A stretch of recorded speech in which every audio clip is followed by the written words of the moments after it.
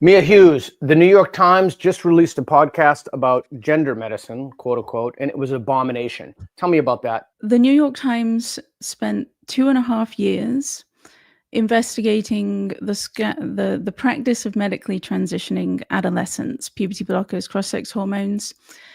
They interviewed many of the key figures in the debate, the pioneers in the Dutch clinic. They interviewed Hilary Cass, they interviewed Jamie Reed, the whistleblower.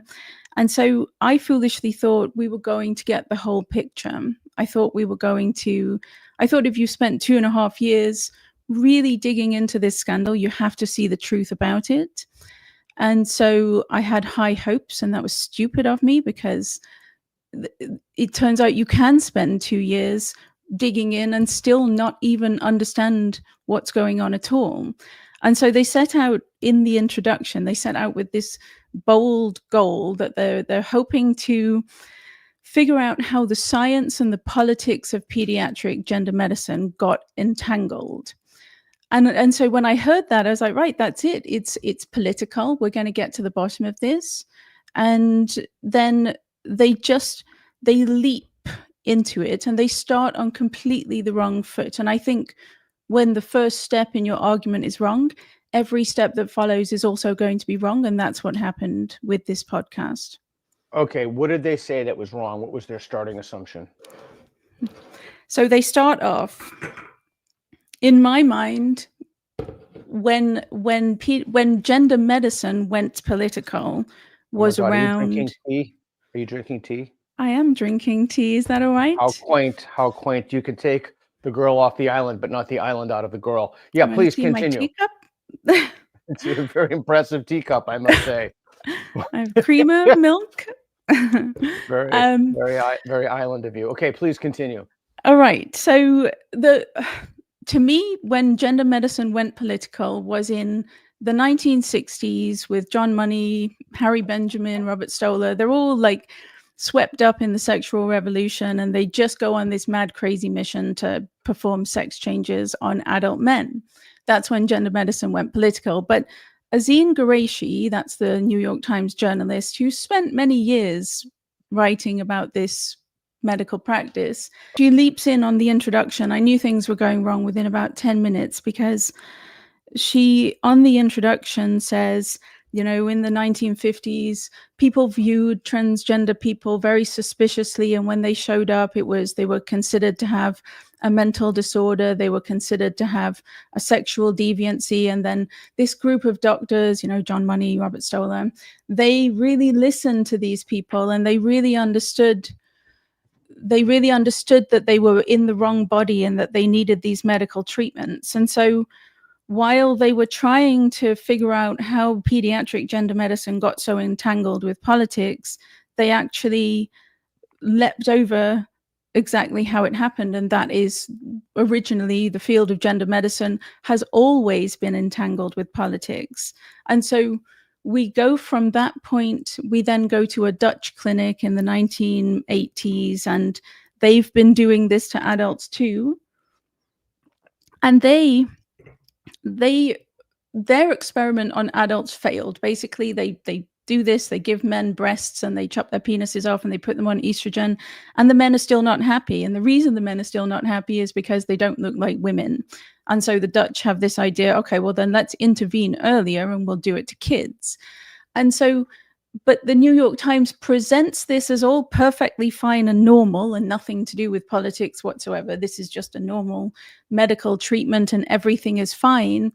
And then they try to present that as the podcast progresses, it's 6 episodes long, it's about 5 hours.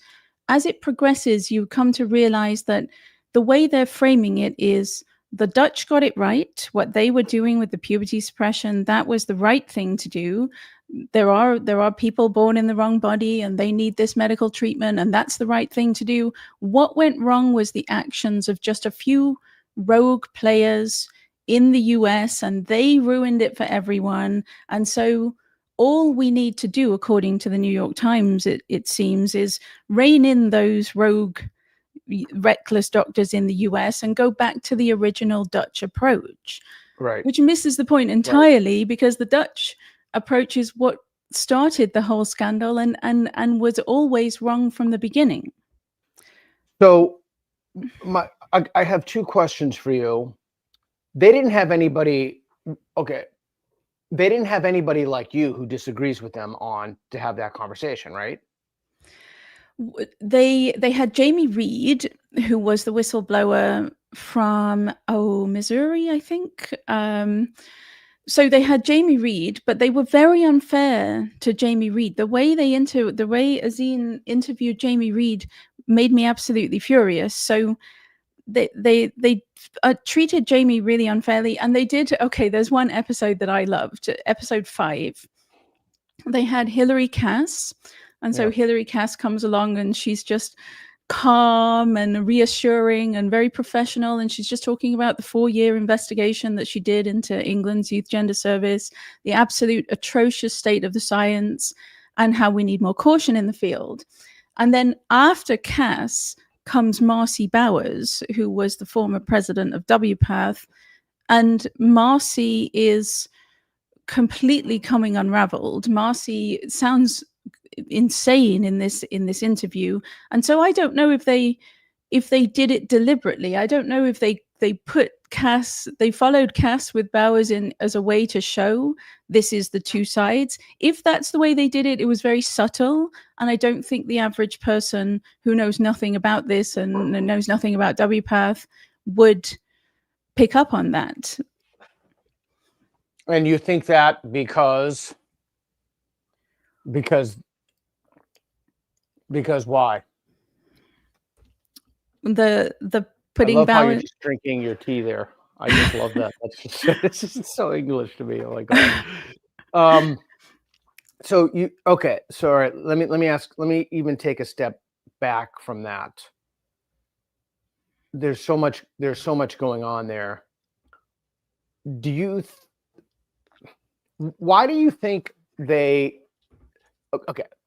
Do you think they started with their conclusion that gender affirming care, quote unquote, for kids is good, and then work backward from that conclusion? I do think so. And I think I thought that I wrote about this all last week, and I was thinking about it all last week, just trying to figure out why it was such a squandered opportunity.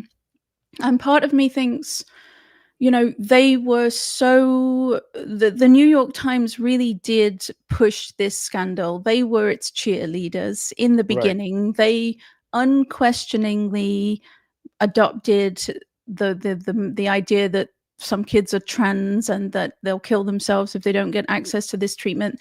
They were very much front and center pushing this onto society. So I suspect a level of willful blindness there, because it's very hard. It will be very hard for them to actually look at what's happened, look at the entire scandal, and realize that it was a total catastrophe. It was an atrocity right from the beginning because they pushed it so hard.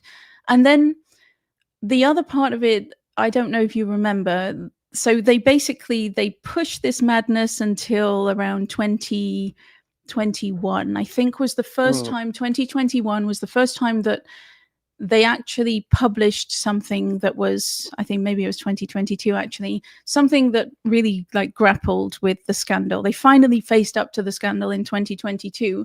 And then, my goodness, the backlash, the GLAAD and all of the LGBT groups in the US, they went, do you remember they parked a truck outside the New York Times, and it was the New York Times is killing people or harming people.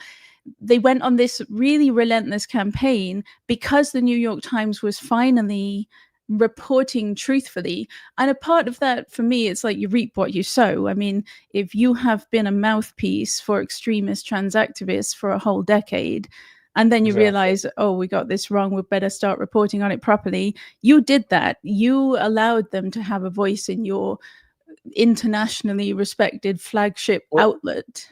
Yeah, they can't do that anymore, because that would be the acknowledgement that they have harmed children in the most ghastly of ways. So they can't walk back from it. The only thing that they can do is to claim at some later point, even though we have the receipts, so shall we say, is to claim they never believed it anyway. That's the only option they have. They have no other option. I mean, because they won't. It's it's very similar to all these university departments that are throwing out the DEI bureaucracies. Well, they're not really throwing them out. They're just rebranding them. And not one institution or corporation has said, you know what, we fell fashion to a moral panic. We made a mistake. We let down our shareholders, our stockholders, and we're going to get back to the business of making money or the business of educating people. Similarly with the New York Times is a disgrace. It's an absolute disgrace. It's completely ideologically captured, and it should have no legitimacy whatsoever. But let's go back to, so I don't know if you agree with the idea that they can no longer say they made a mistake.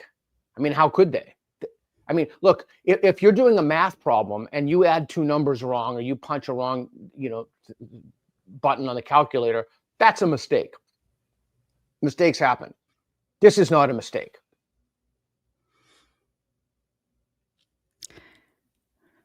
Travis. Yeah, I think you're frozen. Mia. Oh my God. I'm sorry. Mia, turn off your video.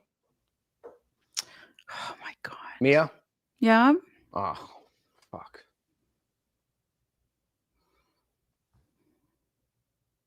Okay. Well, Mia?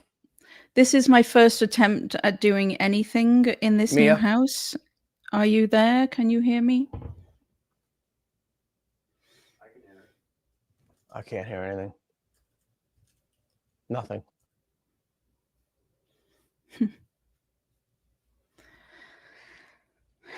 Okay, I can hear.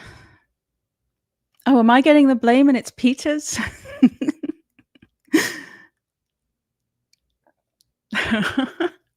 I don't know. This is my first time. I moved on Saturday. This is my first time.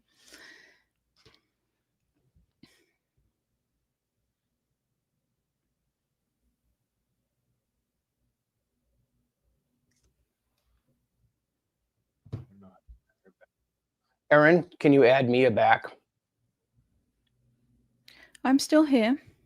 Oh, you are? Okay, so I lost you after I went on my rampage about making mistakes and what it means to make a mistake. Mistake about, you make a mistake about math. This is not a mistake. Advocating for the mutilation of children's genitals is not a mistake.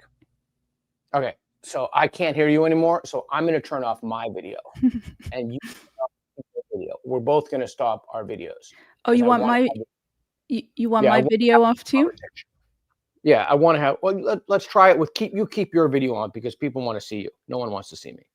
Who wants to see me? Okay, so sorry if that's disconcerting. So I don't think it's fair to say that it's a mistake. A catastrophic error? No, I don't think it's an error. No. An error is like a ghastly no, it's not even a misjudgment. I don't know what to call. We need a new vocabulary word to encapsulate a moral horror that has been institutionalized by the elite class. I don't know what that would be. Yeah, I don't know if I talked about this in one of our other interviews, but and this kind of overlaps because the New York Times was definitely fell for the whole recovered memory scandal in the 1980s, and they uncritically reported on that in the beginning. But a mad offshoot of that was the Satanic Panic, right? Where there was this whole mass hysteria that grandmas were sacrificing babies on satanic cults in daycares, that people got swept up in. And remember Geraldo Rivera, is that the guy's name? He had a big talk show and he was really big and front and center spreading the Satanic Panic. People went to prison, lives were ruined. It was really awful. And then when it was over, he did a big apology. He filmed himself. It's like a good 10-15 minute apology where he just basically said, I was wrong. I got it wrong. I'm sorry. And I just think, goodness me, that's really all they need to do at this point. We would never do that. Respect them so much more, would we not? No. Well, of course, that would be a way to reinstitutionalize their legitimacy. But remember, I had a recent conversation with somebody, Scott Cho from University of Austin, about the the mission and purpose of the LA Fire Department. And he made the outrageous claim to me that the mission of the fire department should be to put out fires. Whereas the people who are in charge of the fire department have explicitly, in fact, if you look, I don't know if they've changed it now, but when I looked at their page, it said nothing about putting out fires, and it said everything about equity, diversity, and inclusion. So the mission of the New York Times is not it's not a news reporting. It pushes a very specific ideology and agenda. That is the mission of the New York Times. So why would they apologize? Because the raison d'etre of the institution is to push a narrative. It's not to report on things that are true. But you see, I suspect, I detect that they sense the error of their ways. At some point, everyone is going to have to face up to what they've done in this scandal, because this hasn't ended. Well, I mean, it hasn't ended. It's the medical scandal.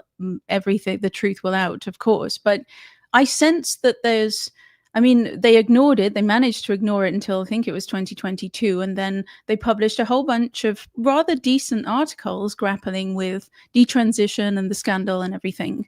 But then this podcast to me seems like yet another attempt. I think this podcast might have been a reaction to when GLAAD and HRC and all of those organizations went on that campaign attacking them.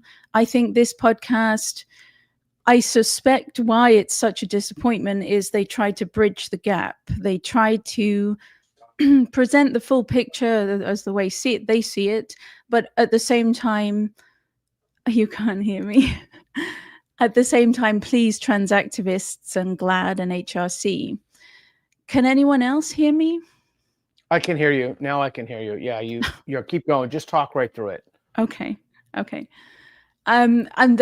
for me, the problem is you can't bridge the gap between two different universes. The gap, the chasm is too vast between the two sides, and there is no common ground. And so the podcast that I am so upset about failed, I think, because they tried to please everyone, and you cannot do that.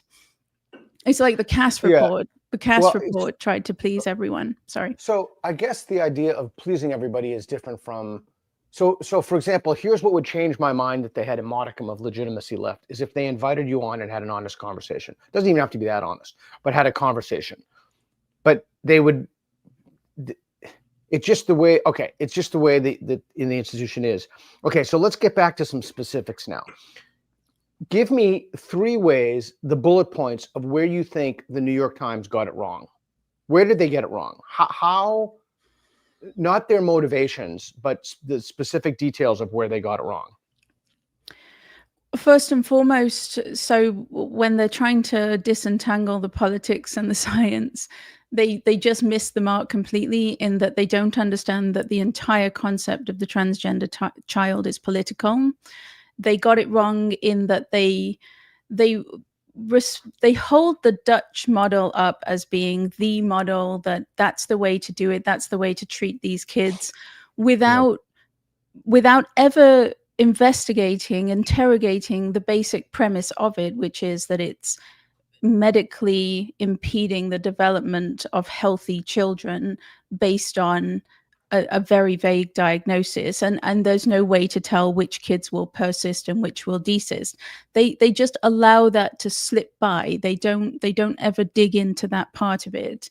And then truly, for me, the remarkable thing is when they're trying to figure out how this field got so entangled with politics, they completely ignore that WPATH is a political activist group setting the standards of care based on no evidence whatsoever, just like insane political ideology.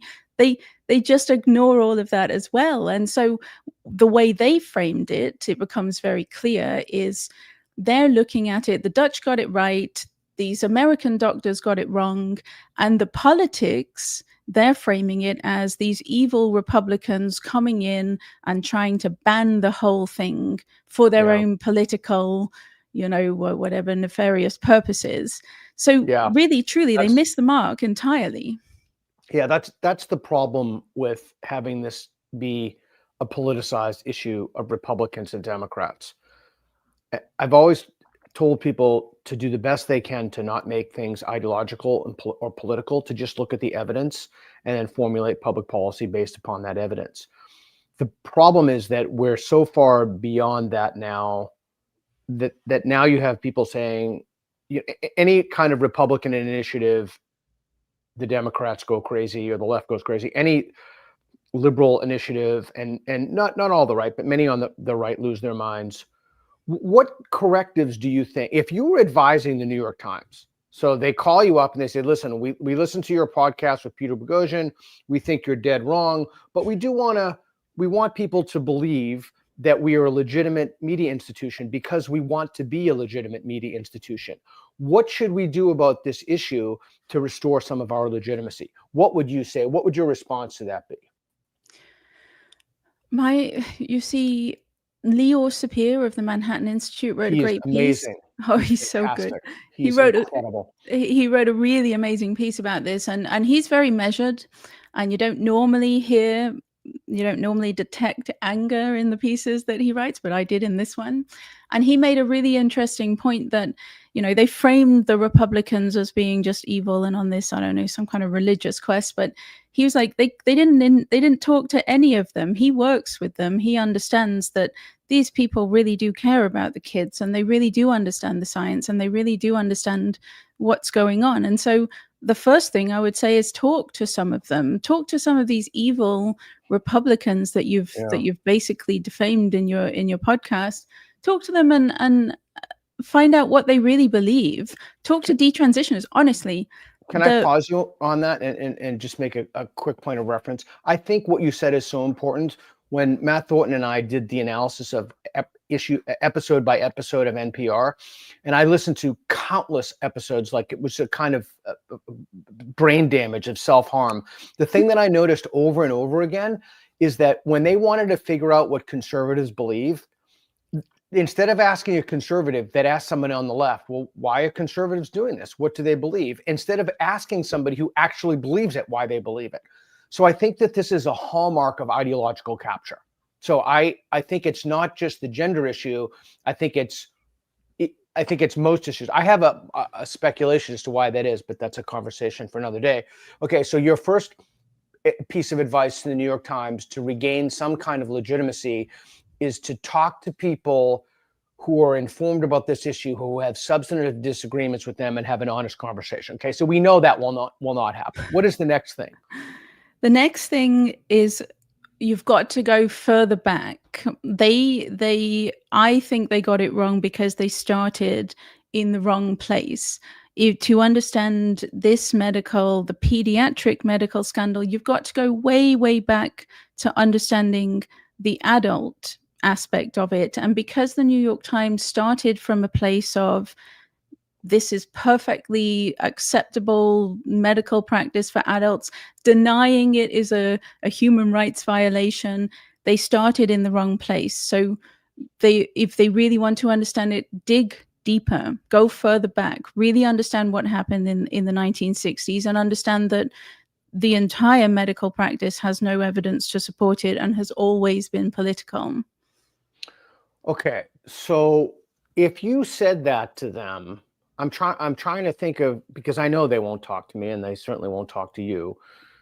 So now I'm in the uncomfortable position of doing to them what I said that they do to other people, which is trying to figure out why they won't do this, beside the fact that they're ideologically captured.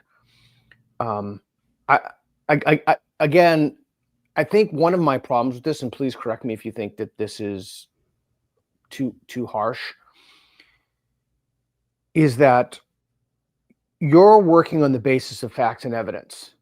They're working on the basis of ideology, but they're superficially employing facts and evidence that is cherry-picked to forward a particular narrative. And so if you were to say this to them, and I realize that this is a tricky thing because you don't have access to their minds, and I would ask them directly, but they won't speak to me, nor the way they speak to you. Why do you think what would they say for when you presented that to them? Why don't they do that? To me, why not, and why so few people do why don't they go back and just take a look at because this is what they do. I mean, this is literally their job. This is what they get paid for. I mean, it baffles me completely that I don't know that they know. Like, if I were to say it to them and they refuse, then they're refusing simply because, again, it's this whole, the medical treatment is tied to a human rights cause. So therefore, if you question the medical treatment, you're questioning the human rights of transgender people. And we've had this whole It's decades morality. and of course, it's a Yes. decades long campaign of, Yeah. trans rights or human rights and all the rest of it. So I think they can't look, many people can't look, even people who I would possibly consider to be on my side won't look at the truth of this, that it's never been acceptable evidence-based medicine even for adults, but we're all afraid because we don't want to be seen as bad people. Yeah, so their moral impulses, their moral drive overrides any epistemological. They're just so driven by morality. Pinker talks about that as well. Just kind of thinking in my head, well, they want to appear balanced, so they have John McWhorter write a column for the New York Times or what have you, but or Barry Weiss, that escapade was rather interesting to me. Okay, so those are the two primary ways in which. Oh, did you want to add another way of what would you tell the New York Times if they said to you, hey, listen, we're trying to get more legitimacy on this issue. We want people to trust us. Maybe we've made some mistakes. What should we do to correct them? So you gave me two. Is that it, or do you want to go for another one? I really truly get the detransitioners in there. You wouldn't believe it. Like, this is a 6-part, probably 5-hour podcast. I think maybe I heard one detransitioner tell her story, and she wasn't even labeled as a detransitioner. She's just talking, and then you get the idea that she's a detransitioner.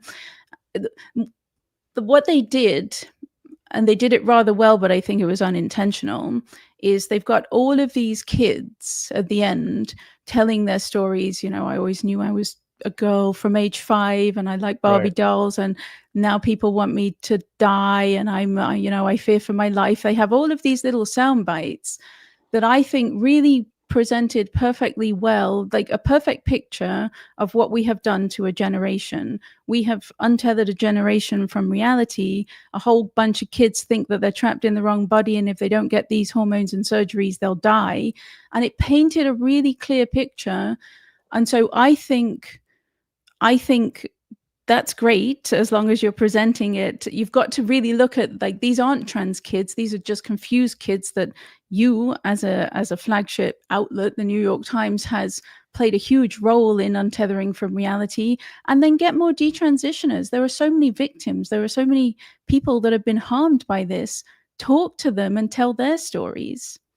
Yeah, when we were in Lisbon, we met some of those people, and at the GenSpec conference, and frankly, as I mentioned to you, that conference was so depressing, I couldn't even sit through it. I couldn't sit through any of it. That's why I try to bring levity into it for my talk. Oh, we needed that. Yeah, we desperately needed that after that conference. That conference is as ghoulish and ghastly as it gets. Okay, so what's our next step? Like, where do we go from here? We have legacy media institutions that have been wholly ideologically captured. We have the stories, everyone's talking about lived experience, or the people who champion the lived experience of oppressed minorities. They conveniently ignore the lived experience of people who have detransitioned. Oh, and that's the other thing. I realized that we don't have, and I was talking to Colin Wright about this, I realized that we don't have accurate data, and maybe you could speak to why we don't have accurate data on how many people have regretted or detransitioned. And there's the famous fewer people regret this than knee surgery kind of thing, which always shocking to me. Why don't we have data on the number of people who have detransitioned? Is it because they don't go back to the institutions where they got their procedures? That's part of it for sure. But I mean, the other part is they do precisely zero follow-up. One of the most insane things about gender medicine is they're performing this experiment, which involves lifelong implications. They're chopping body parts off, they're sterilizing, they're removing healthy organs, and they do precisely zero follow-up. They just send these young people off into the world, and hope for the best. And so when you do zero follow-up, it's easy to have a 0% regret rate. And then there's an obvious sign that they know something isn't quite right as well, because with the Cass report, Cass wanted the records of the 9,000 kids who had gone through the Tavistock. She asked the adult gender clinics to turn them over, and they just refused. So I think at this point, they know very well that there's a much higher detransition or regret rate, and they're just trying to prevent that information from coming to light. But as well, like when you've got no long-term follow-up on any of the studies, people, the ones who do reply or the ones who do take part are probably, there's a selection bias there, right? Like these are the ones who are doing well, and these are the ones who want to make sure that this kind of care is available. And the ones who are dead are definitely not going to reply. The ones who are living in total misery and despair, they're not going to reply. So we don't have, and there's also as well, I've talked about this in our interviews, there's regret is not really, detransition and regret is not really even an acceptable or an accurate way to measure whether this treatment is safe and appropriate, because we all have that powerful self-deception when we've made a decision and you can't go back. You're going to keep on telling yourself that it was the right decision because the power of irrevocability, you can't turn back the clock. So just keep telling yourself that you don't regret it. Detransition as well, if you talk to some detransitioners, they hate that word. You can't detransition. There's no such thing. Once you've done that to your body, there's no going back. So I don't think we need to be looking at it in that way. I don't think we need to, the regret and the detransition is the right way to go. I think we need to, like I wrote about this in the review that I did of this podcast. So Bowers was totally unhinged in the podcast, but he did hit on a truth. He was saying that this moment right now is rather like, it's like Hopkins 2.0 is what he said. So in 1979, Paul McHugh shut down John Money's gender clinic at Johns Hopkins. And that kind of like really like quenched the flames of the whole experiment, and everything kind of slowed down and there wasn't much going on. And Bowers is saying that this is like a Hopkins 2.0. And I actually agree with him, because it's science is making a comeback. Evidence is making a comeback, just as it did with Paul McHugh in the 70s. Once again, we're at the place where you can't just base an entire field of medicine on insane ideology and just like silence any critics. But now I think we're at the place where evidence is making a comeback, science is making a comeback, and this is what they've got to do now. They've got to produce their extraordinary evidence. They're making extraordinary claims, so let's see your extraordinary evidence. Now is the time to show it, because you can't just, I think we're at a major turning point in the medical side of it where things are going to change, and they're going to change dramatically. How the New York Times and how the CBC and how all of these mainstream outlets are going to report on it, that's another thing entirely. I think they're going to keep framing it as good versus evil. So we have one issue, which is the medical aspect of this. And we have another issue, which is the loss of legitimacy in the New York Times.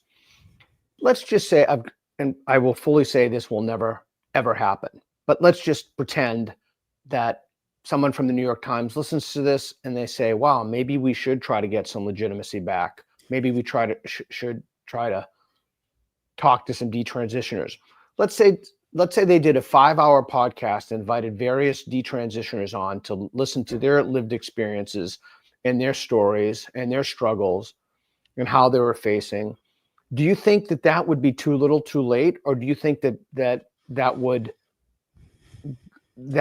be making some progress to people think that they were trying to be honest about the nature of their problem and they made a mistake in their reporting, and maybe they really should listen to people who have suffered terribly under this ideology? Well, I'd say both. I mean, it is too little too late, of course, but at this point that doesn't mean it's not the right thing to do. It's the only thing to do. these people have made a terrible mistake. They have to face up to it and they have to put it right. I mean, the detransitioners is one aspect, but do a 6-part podcast series about WPATH. That would be amazing. Do six whole episodes digging into the corruption and the fraud and the malpractice in WPATH. Okay, so let's just pretend that there's one non-ideological person there who wants to maintain the legitimacy of the New York Times. I don't think there is, but we're just going to play a pretend game right now. Well, let me just say though, there have been like 3 or 4 journalists, Azine Qureshi, Emily Bazelon, Pamela Paul. There have been a few who have really tried to write about this since 2022. Ignored it before then, but 2022 onwards. So credit where credit's due. I was talking about the administration of the New York Times. Oh yeah, I don't believe there's anyone in there. Yeah, but okay, but let's just pretend, and let's pretend that they're motivated more by financial than ideological means. That's the amazing thing about this ideology, is it overrides financial considerations. So let's just pretend that they're like, holy shit, we're in trouble. We need to regain some legitimacy. We just listened to this Mia Hughes, Peter Boghossian podcast. Mia is amazing. She's done her homework. She thinks that we should do a deep dive into WPATH. Let's see if we can do that. Who should we ask?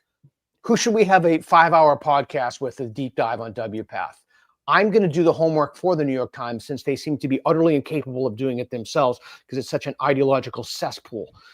So who should give me some names of people who are critical, who know the research, who know the literature.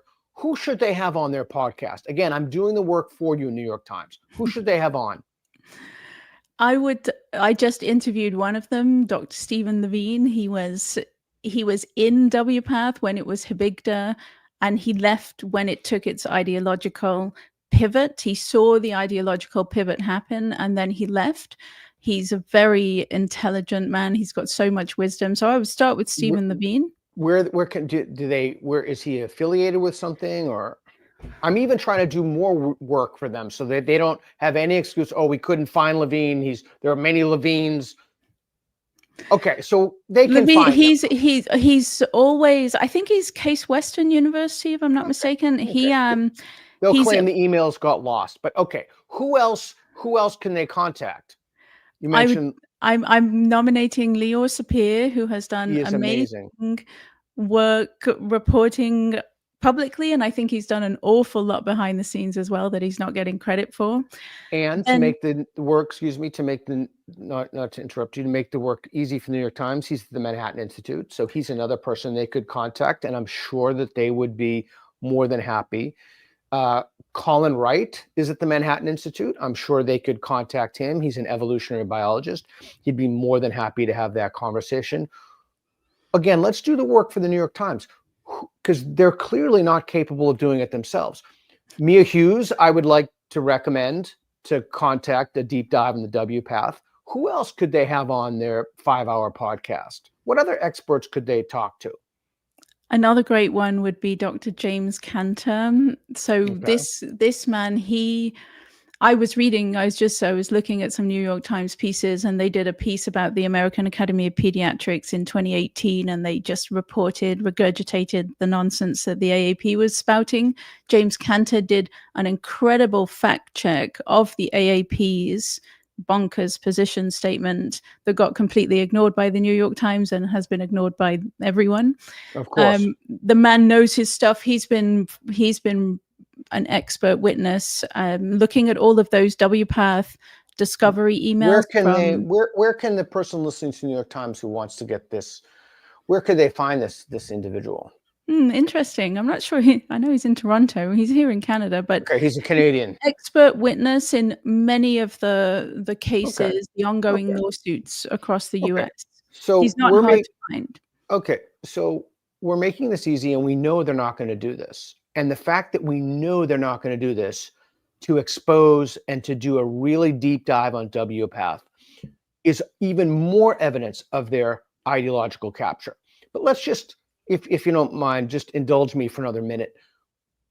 Any other names that pop to mind that you think that like maybe Helen Joyce, or is anyone else that you think they should contact? Abigail Schreier, anyone else you think they should contact?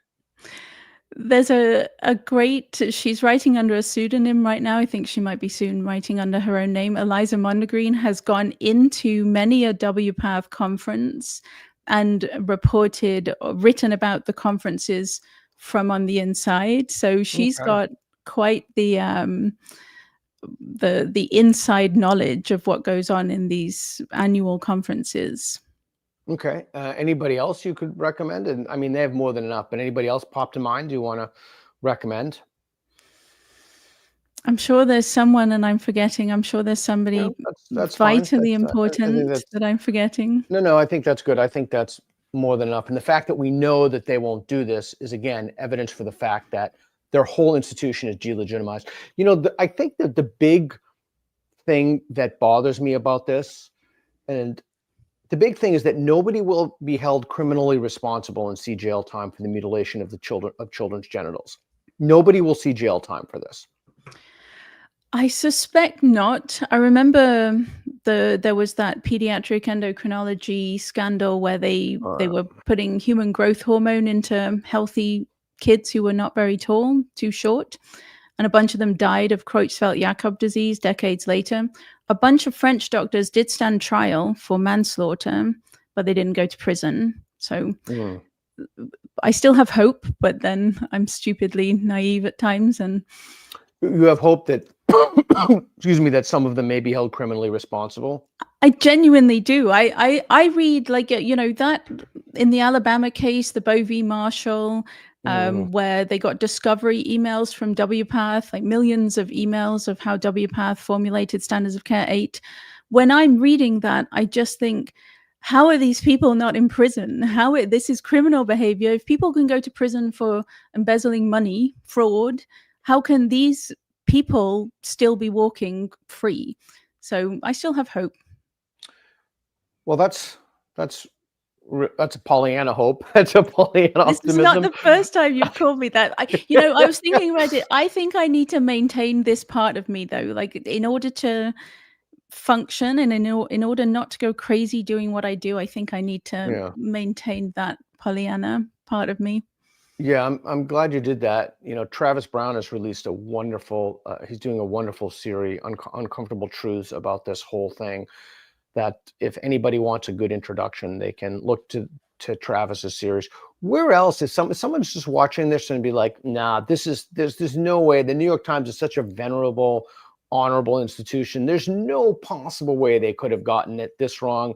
Mia Hughes is really some kind of religious maniac. What is a good introductory book that people could read about this? Or maybe even an article, maybe even a Substack, like where someone wants to learn about the derangement syndrome that's overtaken the New York Times, or in terms of this one particular issue.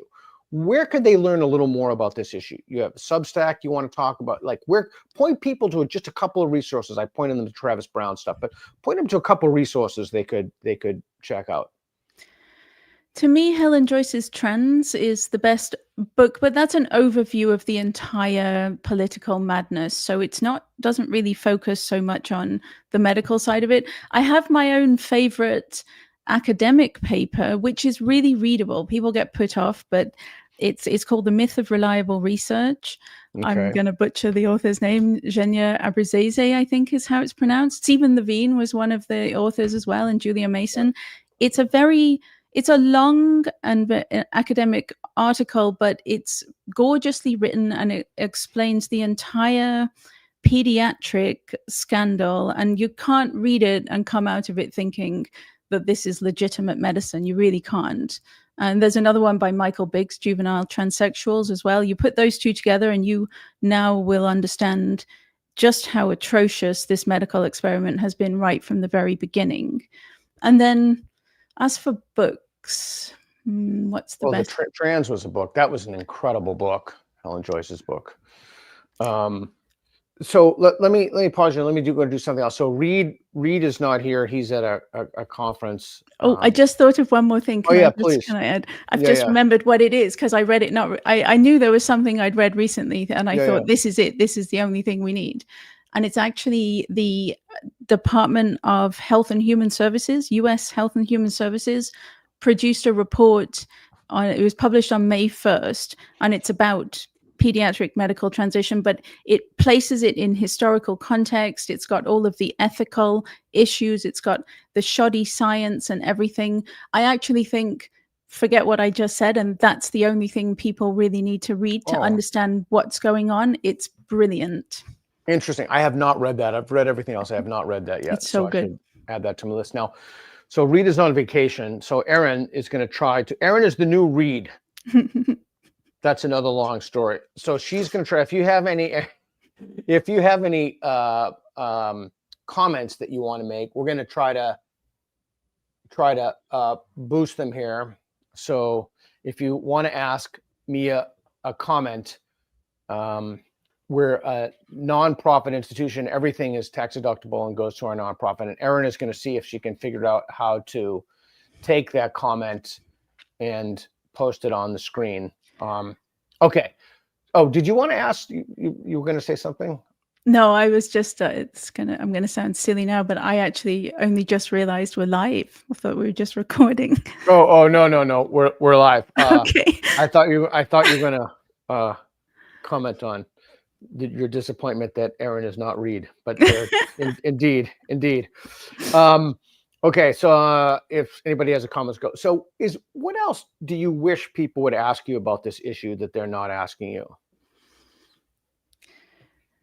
I wish, for the most part, I wish people would just ask me anything. Like your interviews are always amazing. We always go into interesting places, but the general population, the people I want to reach, I wish they would ask me anything. Yeah, so people don't. Oh, and then we're gonna take, is spectrum street epistemology one of the ways forward? We're gonna talk about that. So how do you remove that, Erin, once it's up there? Yeah, there we go. So you wish to ask you anything? Yeah, I think spectrum street epistemology is a way to have conversations with people across divides. You know, we have videos about that, and I think you just did a spectrum street epistemology. I don't think it's with the Francis. Way forward. That's the lady who just asked that. That's who I did it with on Parliament Hill.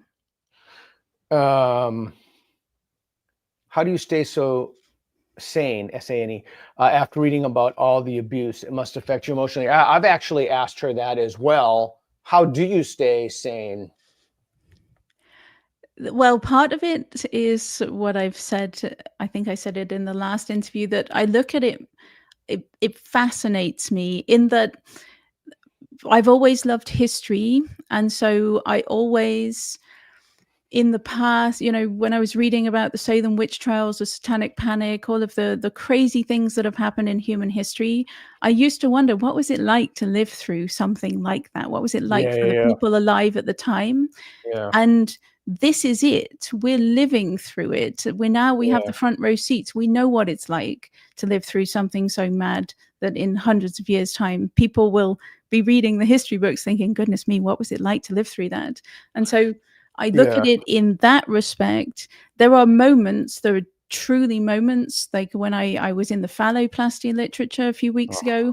There are truly moments where I feel sick and I do get furiously angry, and then I'm a very unpleasant person to be around. But no, I try and detach myself and look at the fascinating aspect of it.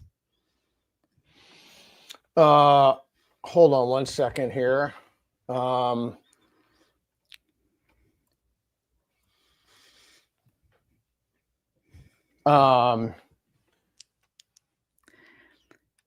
do more females? Okay, Erin, take that one off. I want to do something else. Look at my comments that I texted you there. So Mia, I have a couple of quick questions, and I want to just not only thank you for your work, but thank you for being generous with your time. I do think that this would take a toll on people. I mean, it has a detrimental psychological effect on me, and I don't even, this is like a fringe offshoot of the stuff that I do. We're going to be at GenSpect in Albuquerque. When is that? That's Stella O'Malley's conference. When is that? Goodness, I work for GenSpect. I'm, I think, 27th and 28th of September. Yeah, so if people want to go to that, that will be in Albuquerque. And I believe that I'm going to try to do the same thing that I did last year, whereas I'm going to invite the GenSpect, anyone who's a primary speaker or any of the administrators, I'm going to invite them on stage to have a conversation with me. Oh, Neil WPATH, Gottman, you mean? excuse me, WPATH. Now we know, so last time I did that, they obviously did not accept. So I'm going to do that again. And now I'm going to admit to you my being Pollyanna about this, thinking that there may be some possibility. Oh, Coffee for Reed, Mushy Season. Thank you very much, Coffee for Reed, Mushy Season. Appreciate that. So I'm going to try to do that again to invite them on. Now, I think that would be a really good opportunity for them because I'm not an expert in this. You're an expert in this. This is not. So I would think that would be pretty low hanging fruit. So why don't we just. I'm going to make the invitation right now for anybody from WPATH at the conference. I'm going to be in Albuquerque. Mia, you're going to be in Albuquerque at GenSpect. And you can reach out to Stella O'Malley, and we'll put that on Twitter as the date or X as the date becomes closer. We'll make public statements about it. If you're a primary speaker or you're one of the event organizers, I would love to have a conversation with you on stage. Please come on up and we'll do a, I don't know, 30, 40-minute conversation with 30, 40 minutes of Q&A. And so if you're listening to this and you are a speaker or an event organizer, we would love to have a conversation with you. If you think you have the truth on the side and evidence, let's talk about what that evidence is. What do you think of that? Is that fair? To invite people to a conversation, is that fair? Oh, of course it's fair. And yes, I'll so hold out hope. Why do you think they won't accept? Bowers in the podcast, Bowers basically was having a complete meltdown, and he said, there's not two sides to this. There's no debate. He's still going on this no debate. So there's gender-affirming care, as he calls it. It's sound medical practice. It's life-saving. Yeah. There's not two sides, and so they won't talk. This isn't a debate. This is just me basically asking questions to see what the evidence is. So I'm not debating anybody. Right. Well, I mean, they also know that they have no evidence. There was a very telling line that he said, he's like, the science, it's coming, the data, it's coming. And they always have this, like the data, the evidence, it's just over the horizon. And any day now, there's going to be scientific justification for what they're doing to these kids. But they know that it doesn't exist yet. They just still think it's on the way. That's obviously why they don't, but yet they keep pretending. Okay, so Rust Cole 01, $5, thanks. Trying to normalize and celebrate tea stuff is what annoys people. It's not a good thing or an achievement. It's neither a good thing nor an achievement. It's a financial and social burden to society. You have a comment on that? You could take that down, Aaron. It's exactly. It's when they reframed trans as natural and healthy and something to celebrate. But what that means is having your genitals chopped off and becoming a lifelong medical patient is natural and healthy and something to celebrate. Of course it's not. How could it ever be? Yeah, I have a question for you. I sustained a very serious knee injury, and I just had X-rays and MRIs. I'm probably going to need surgery. I'm going to, I have insurance in the U.S., but I'm probably going to have to. I'm in Hungary now. Get a surgery here because it's cheaper. But I haven't really. Sorry if this is too much information, but I haven't really had a good night's sleep in a month because my knee has been so bad. And then it occurred to me, because I wake up from pain every night. Then it occurred to me, why doesn't anybody have a transgender knee? Why does anybody say, well, my knee is, I was born in the wrong body, but my knee happens to be, female, but I don't, why is it only that people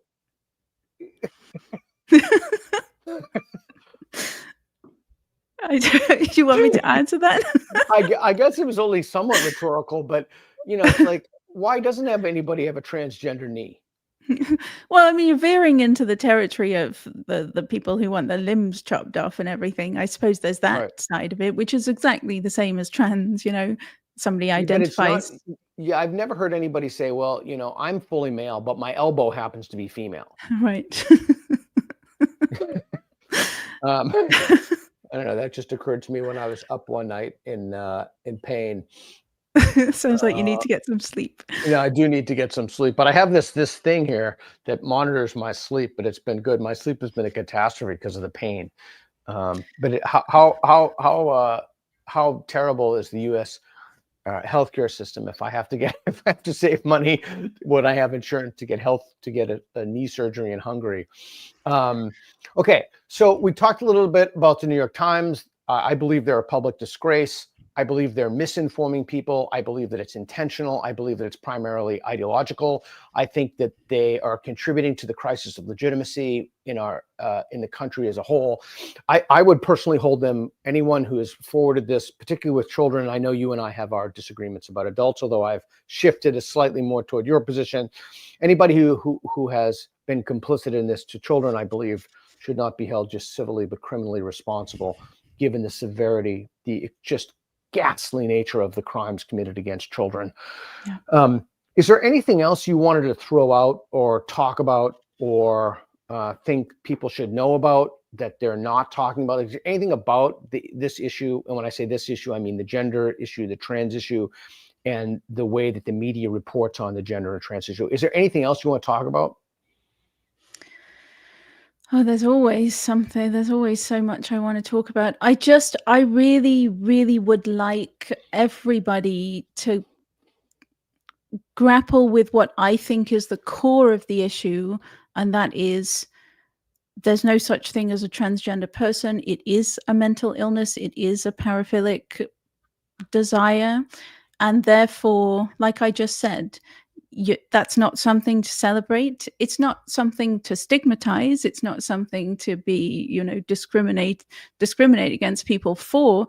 But it is a reason. It is a reason to help people, to attempt to help people, and attempting to reconcile body and mind, attempting to help someone avert the need to be a lifelong medical patient. That is not conversion therapy. That should be the goal. And that's what we just don't seem to ever grapple with. We don't ever seem to go there in our conversations. Even on my side, we don't seem to go there, so-called my side. That's where I think the conversation needs to focus. Oh, it's interesting. I hope that we can regain our sanity about this issue, and I hope we can come back to. We already know, Helen Pluckrose. We already know the solutions to this stuff. It's rooted in these liberal principles. Andrew Doyle has done some fantastic work. I just read his last book. It helped him with it as well. It's amazing. He talks about the Salem witch trials. When what you said, it's like, what is it like to live through a kind of a crazy time? Well, we now know the answer to that question. And the whole what would you have done if you were around in the Nazis? Well, we know exactly what you would have done. It's what you're doing now. I'm always amazed how many people I speak to, all these people, and they say, we really want to help your nonprofit or whatever. We can't get involved. We don't want anybody to know that we're helping. I'm okay. That's better than not helping. But there is a kind of, I don't know, it does a kind of collective damage every time people go along with something they know is not just wrong, but it's just horrifically wrong. I mean, ghastly wrong. And I would argue one more thing. That has a kind of multiplying effect when it's an organization like the New York Times. So it's not just a random person out there and holding a sign saying, cut off children's genitals, but it's the New York Times. And that was my point with this podcast is, they clearly, I think they say in the podcast, this has been 2 years in the making, and they're interviewing all of these key figures and they're digging into the history, and it on the surface looks like a really deep, investigative, full picture of what's going on. And because it's the New York Times and they have a reputation, and so the average person who doesn't really know anything about this, they're going to listen to that podcast and think that they've got the full picture because the New York Times just spent 2 years investigating. And I think they could comprehend that the New York Times spent 2 years investigating and totally missed the point and presented just a very superficial, shallow look at something that's much darker. Yeah, you said at the beginning of the podcast, it's an apodictic truth in philosophy in general, that when your starting assumptions are wrong, everything that follows from that would be wrong. You'll cherry pick from your epistemic landscape. Creationists do that all the time. Oh, you know, the earth is X number of 5,000 years old, what have you. How do we know that? Well, so again, I do think there's something egregious about that kind of active misinformation. The other thing that was interesting to me when you were talking is, could you imagine how long did it take them to make that podcast? 2.5 years? Yeah. Okay. So they start from faulty assumptions, people who are midwits, maybe, you know, they actually did something that would be worse. This is a very complicated idea. I've tried to explain this to people. I think I've failed at my explanation. It's a complicated concept to explain. But if they didn't do that podcast, everybody would be better off. Yeah. Themselves included. But the fact that they spent 2.5 years leading people back into the cave, you know, Plato's cave, the fact that they spent 2.5 years, just think of the kind of people intellectually and educationally they are. Think of the complete lack of self-perception and awareness to create something such an abomination. And just think of the fact that they masquerade as people who believe that they have integrity and it really is opposite land. But they believe they're not, they believe themselves to have the integrity. I don't doubt for a moment their motives. I think their intentions were good, I suppose. They think they've presented the full picture to the world. They totally miss the point, and the reason for that it's remains unclear to me. I think a lot of willful blindness for sure, but yeah, you're right. We would be better off without it. I don't think there's not a net good out of this. I think this is so I'm going to say something that's very dear to my heart about critical thinking in this whole process.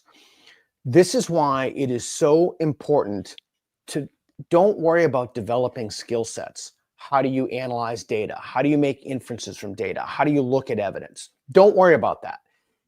If you do that, but don't have the attitudinal disposition to change your mind in the face of evidence that contradicts what you believe, you'll run down a rabbit hole. So it's far more important for you to develop an attitudinal disposition, even a moral virtue of a willingness to change your mind. The people who put out that podcast are vicious ideologues. They lack that fundamental principle. So they have a kind of skill set in which they cherry pick from the epistemic landscape to support the narratives that they already have, because it feeds into their sense of moral virtue. That's all I have to say. Mia Hughes, thank you so much. Where can people find your work? I'm at the Macdonald-Laurier Institute in Ottawa. So all of my writing about Canada you can find there. And then I'm with GenSpect. My more general writing is there, and on Twitter at _Crimea River, Mia spelled MIA. I follow you and I love your stream. It's always a true honor to talk to you. Oh, we have a final question here. Do either of you think teen boys find transing appealing because they feel like they'd be inadequate men, like a way to opt out of the standard of manhood? Wow, that's from Russ Cole 01, $5. That's a really interesting question. Wow, that's a super interesting question. What do you think about that? I absolutely do think that is. I think there's a lot there, but on the one hand, I think when we made toxic masculinity, this concept of toxic masculinity, when we made everything about being a man toxic, I think a lot of sweet, vulnerable boys just coming of age, they don't really see themselves as being the toxic masculine man. They don't want to be the toxic masculine man. And then they fall into the wrong internet rabbit hole and they just get sent off on a very devastating journey. And as well, I think it can just be, I'm not manly enough, so therefore I must be a woman. It's hard, I think, for everyone who grew up in reality to understand just how destabilizing this ideology has been for an entire generation of young people. When you are fed this idea that if you don't measure up as a man, that could be because you're a woman, and medical medical science can offer you the remedy. That's crazy and insane, but that's what's happened to these poor kids. Yeah. Leave your browser open because we're going to make sure you're uploaded, Mia. It's always a true pleasure to talk to you, and I'm so grateful for genuinely grateful for the work that you're doing. And I'm sorry you have to subject yourself to true insanity for everybody's benefit, especially kids. So thank you so much. All right, thanks everybody for listening. I appreciate it. And the essence of toxic masculinity, Reed Nicewonder, could not be here with us today, but as he's on vacation. But we have Erin, a woman who does not suffer from toxic masculinity. All right, thanks everybody. Thanks, Mia. Thank you. Stay there, Mia.